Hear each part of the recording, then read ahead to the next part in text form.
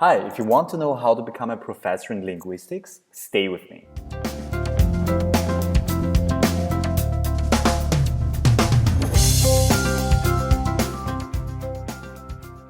Hi and welcome to the Uncon School at howtobecomeaprofessor.com. My name is Stefan and I'm your host.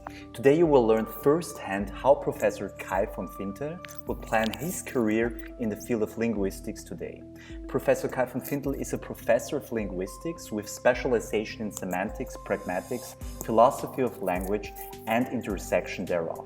He's the editor of the new open access journal on semantics and pragmatics and of a book series on linguistics and philosophy. Professor von Fintel is also Associate Dean of MIT School of Humanities, Arts and Social Sciences and has been employed there since 1993. He graduated from the University of Massachusetts at Herms in 1994 with a PhD in linguistics. He and his wife, 2 kids, 2 cats, and a dog live in an international community in Berlin, Massachusetts, and he's a runner and likes soccer a lot and was born on a cold winter's night in a small village on the Lüneburg Heath in northern Germany. Kai, thank you so much for being with us today and sharing your expertise in linguistics. Glad to be talking to you. All right. So the very first question I'd like to ask you is, what kind of advice would you give young students who are thinking of becoming a professor in linguistics? What does it take to make it as a professor of linguistics today? I think the most important thing, Stefan, is to make sure that this is the career you want. It's a profession. What I see quite a bit as people go through the stages of going to school, going to college, and so on, is that they just go from one stage to the other and things just, happen to them. And choosing a career is something that should be done very intentionally and not just because it's the next obvious thing. Maybe you're interested a little bit in linguistics and you decide to go to grad school just to see how it goes. That, I think, is not the right attitude. You should make sure that you want to be a linguist and make that a very conscious, intentional decision. I went to grad school when I was 27. Mm-hmm. So at that point, I'd been to high school, to college. I'd been doing all kinds of jobs, and at that age, which is old now for going to grad school, my decision was, I will be a linguist. I want to be a scientist, and so my decision was to seek out the training in linguistics and to go somewhere where they would make me a scientist. Right. And so that, I think, is very important. When we admit people into our PhD program here, I like seeing people who've done something other than just going through high school and college. And right. Now it's the next thing, they're 22 or so, and they want to go to grad school. It's often very hard to see that they've really thought about this and that they're 100% committed to becoming a scientist and becoming a scientist in linguistics. So the first big piece of advice is make sure that you're 100% committed, because grad school is hard, it's a lot of work, and you're not being paid a lot, compared to the alternatives. Right. And make sure this is what you want to do. And the second thing about this is that it's not so much planning to be a professor. I think you should be planning to be a scientist. That's your goal. You're a scientist. You want to understand how things work, and that should be your passion. Rarely, is there a passion to be a professor? Of course, it's sort of, in some countries at least, sort of prestigious to be a professor. But really, what you are is a scientist. And part of your job is to teach other people about the science and also to teach other people to be scientists, so at the various levels of instruction at a university. But the main thing is that you're a scientist, and so you have to be excited about that. The life as a scientist is very frustrating. It's all about not understanding things. Right. It's about feeling stupid. Okay, so I mean, I totally get this, right? But is there not a certain degree of risk involved, right? I mean, because it's a huge amount of risk. Yes, it is, isn't it? And yeah, absolutely. Okay, because so that's why I mean you have to really be committed to this. You have to want to be a scientist, which means you have to be prepared to spend most of your life not understanding stuff, because your job as a scientist is to try to understand stuff that nobody has ever understood before. Right. And it is very risky, because sometimes you set yourself a question, you want to understand something that nobody's ever understood before, and it's very likely that you won't either, ever. Mm-hmm. Because there's a reason why nobody's understood it before. Right. Because it's a hard question. So you make a little bit of progress, and you have to get used to making a little bit of progress, and you have to get used to, if you get close to answering a question, that really you're just creating 10 more questions that you don't understand. So you're living a life of frustration. Okay. About feeling stupid and not understanding things. And so it's very risky, because you have to get used to that. And the other thing, of course, is there's not much of a safety net for scientists. Mm. So if you go into a career as a computer programmer, there's a huge amount of opportunity around, because there's lots of places that need computer programmers. Right. There's not that many places that need linguists. Mm-hmm. I mean, there's universities that have linguistics departments. A lot of universities don't even have linguistics departments. And then there are companies like Google and Microsoft and Apple that do need some linguists, because they're more and more developing software that has to do with natural language. But it's a very small labor market. Mm-hmm. And training yourself for this very particular labor market is a big decision, because you do run a lot of risk there as far as your employability is concerned. So that's why, I mean, you have to have a real passion for this. Mm-hmm. And you have to not be risk adverse. You have to feel like, I'm going to make my way, or if I don't, I'll become a plumber or a gardener. I mean, something like that. That's very important advice. I mean, Kai, obviously you made it as a professor at the prestigious MIT, and but I guess a lot of colleagues who started with you as graduate student and who also wanted to pursue an academic career in linguistics. I mean, what happened to those people who didn't make it as a professor ultimately? What are they currently doing? Could you share some stories? I mean, of course you don't have to to tell us any names, but just that we're getting a perspective how the job market absorbed failed linguistics, so to speak. Yeah, well, it's not really failed linguistics, but it's definitely people who lost their lost their passion, and or who just had bad luck on the labor market. I had a lot of good luck. I mean, I'm here, I'm successful, but it really, I feel I've just been incredibly lucky, and whatever chance I got by pure luck, I worked very hard to take advantage of it. But it is a very, as we were talking about, it is very risky. So people I know, it's a little bit hard to repurpose an education as a linguistic PhD into anything else. So most people I know who dropped out, left the field at various stages, during grad school, after grad school, after having sort of bounced around a few temporary faculty positions, have gone into law, they have gone into business, they've gone to law school and then become lawyer, they've gone into business, they've retrained as software engineers. There's a lot of retraining.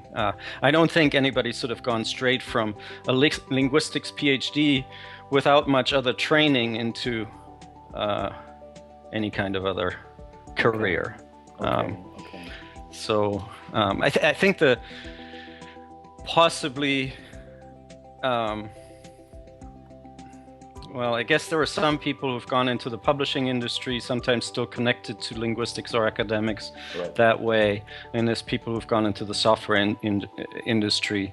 In each case, maybe a lot of training on the job without really training for a new career.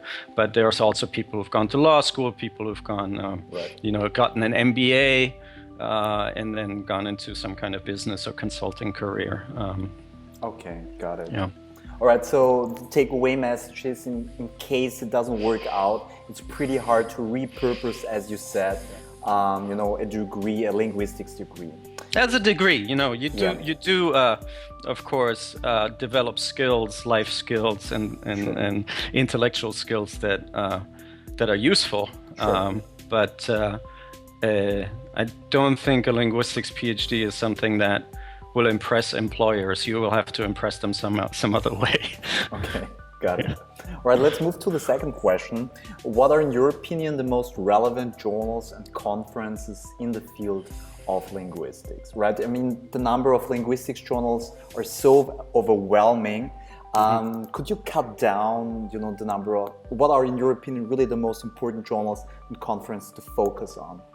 Yeah, I could do that, and that'll be my my personal take on this. I should note, though, that anybody who really wants to make a career in any field needs mentors, advisors that will help them find their way and their place in the scientific community. So I'm going to give you my ideas about the best journals and conferences. But it might be different for somebody who's getting a PhD in France in linguistics. Right. And so since we're going on the World Wide Web, what I say is, in my opinion, the right advice that I would give someone who's a PhD student with me here at MIT in the USA, in Massachusetts, right? Okay. And if you're in Vienna, you should be talking to local mentors and advisors to find out how things work there. Right. In particular, in Europe, there are rankings of journals that are important for various purposes, for EU funding and all kinds of scientific rankings. And that is stuff that I'm completely ignoring when I talk about what, to me, scientifically are the most important venues. Okay? Oh, fair enough. Yeah. And the other thing I need to say is that I'm a semanticist. I can't really talk much about sort of fields of linguistics that are not mine. So I couldn't give you advice about phonology, for example. Right. I just don't. I don't know what the venues there is. In semantics there are 4 journals in the field. Everything else is not something you should worry about. There are 4 journals that matter. Linguistics and philosophy is one. Natural language semantics, the Journal of Semantics, and the journal that I edit, Semantics and Pragmatics. Those 4 journals, any of those 4 are great venues to publish in. Okay. And so if you have an article, you should look at those 4 journals and see,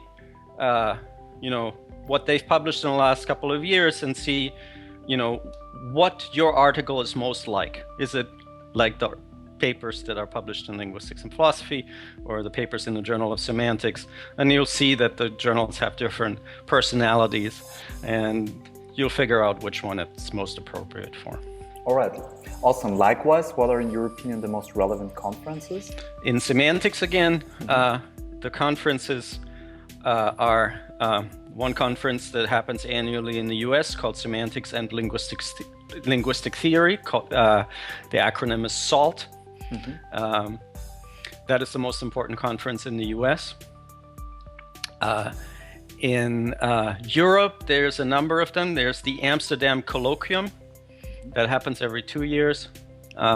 There's a conference called Sinn und Bedeutung, which started in Germany, but it's also Europe. It sort of travels in Europe.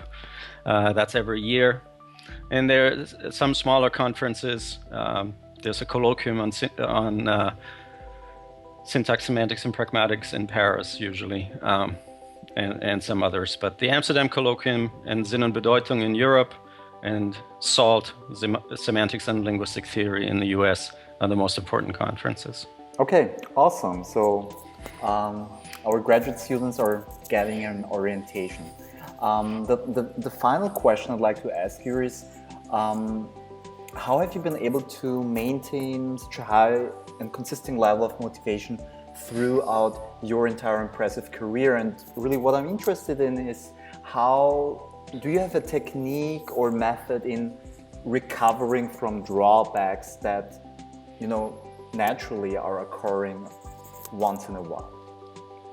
There are a couple of things that are important. First of all, it's an illusion that I have a high level of productivity, and there are very few people who actually have a very high level of productivity. All of us need our downtime and our periods where, you know, we're basically just teaching and advising and not getting much research done. Right. That comes in, you know, it oscillates, right? So sometimes you're very productive and sometimes you're not. The thing, of course, is that there are certain things that are just built into the academic calendar. You have to teach. Right. So there's no choice about that, you know, and so you're producing pedagogy all the time because you're required to do that. You know, there are other aspects, peer review, you always have papers to review or books to review. You always have to write letters of recommendations for students and colleagues and so on. So all of that is a rhythm of academic life that you would have to be pathological not to sort of follow. And so that gives you sort of a base level of productivity because it's just work that appears before you and you just do it, right? Mm-hmm. And then there's the discretionary time, which is spent on reading new research, thinking about it, and producing new research. And that's the hardest time to keep going against the background of the sort of normal rhythm of academic life. Right. And there, I definitely go through ups and downs. And the most important thing about keeping productive is to not work alone. To not sort of think you're a solitary genius who's, you know, regularly churning out new ideas. The most important thing is to be talking to people all the time, you know, going to presentations, reading articles, writing to people about, giving them feedback about their articles and getting into conversations. And after the first few years of my career, what's been probably the most crucial bit of that not being solitary is that I collaborate on most of my research. I have various collaborations on various topics that, you know, regular co-authors. I do also seek out possible co-authors for particular projects. So most of my work these days is not single authored. I'm working with collaborators. And collaborations keep you honest. You know, you can't just totally ignore the other person for weeks on end. Right. You know, they'll want to meet, they want to talk to you. And so that creates an additional sort of control to not let natural procrastination and laziness, which we all have, or most of us, you know. I guess there are some people who don't, but I don't know many. So you just need to create a structure for yourself to be accountable, and collaboration is the most effective tool that I know to just keep going. Right, awesome. That's awesome advice. Thank you very much, Professor. Yeah, thank you very much for sharing your experiences so generously in a very substantial but still concise manner. If you guys want to know more about Professor Kai von Fintel's work, please check out his website at kaivonfintel.org. And if you enjoyed this video, please subscribe to our YouTube channel or visit us at howtobecomeaprofessor.com.